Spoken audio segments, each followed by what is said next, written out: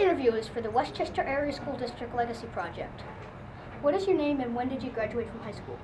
My name is Mary Jane Pat Redmond, but it was O'Connor when I graduated from Westchester, and that was in 1953. Wow. How did you get to school?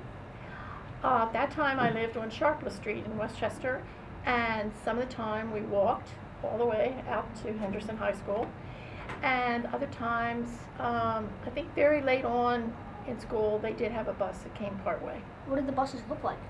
Same as they do today. Any old bus?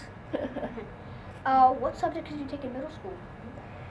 Well, in middle school you didn't have much choice in those days. Everybody took English, math, geography, history, things like that.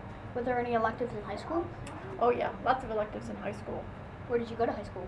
At Henderson High School. Henderson. Where did you go to middle school? It was just called Westchester Junior High School then. Westchester Junior High School. How many students were in your high school graduating class? I checked and it was 182. Wow. Just a small class compared to yours, yeah. Right? Small class. What grades went to elementary school? First through sixth. First through sixth. Middle school?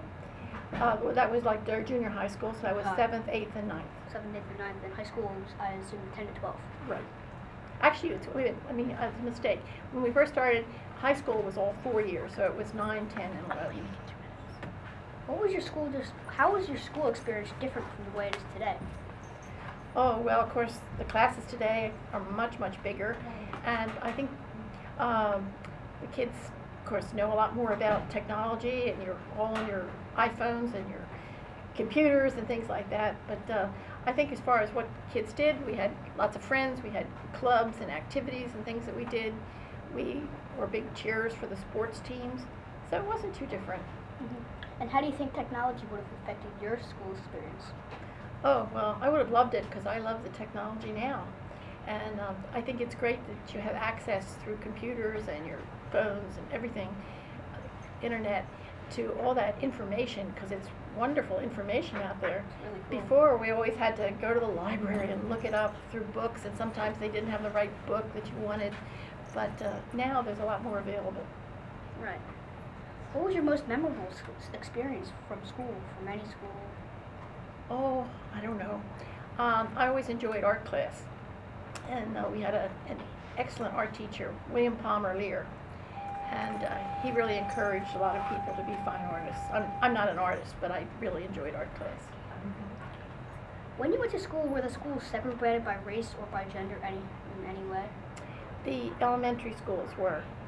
There was Gay Street School, which is where the police station and the borough hall is now.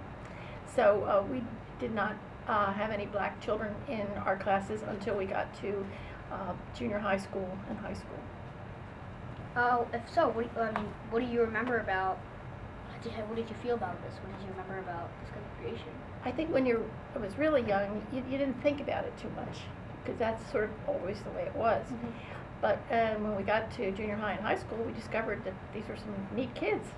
And some of them, of course, were stars on the football team, the basketball team, and some really bright. And I remember there was a great artist in my art class.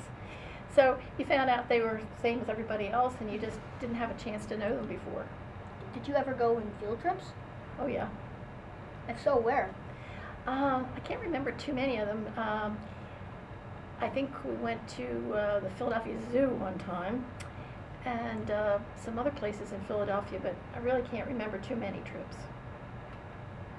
What kind of after-school activities did you participate in, if there were any?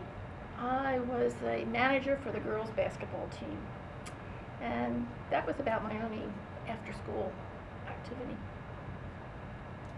And was there any bullying? Did people acknowledge bullying back then at all? I don't remember it really.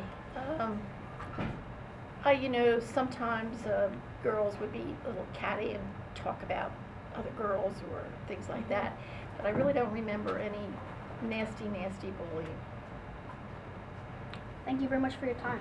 Thank you for interviewing me. Mm-hmm.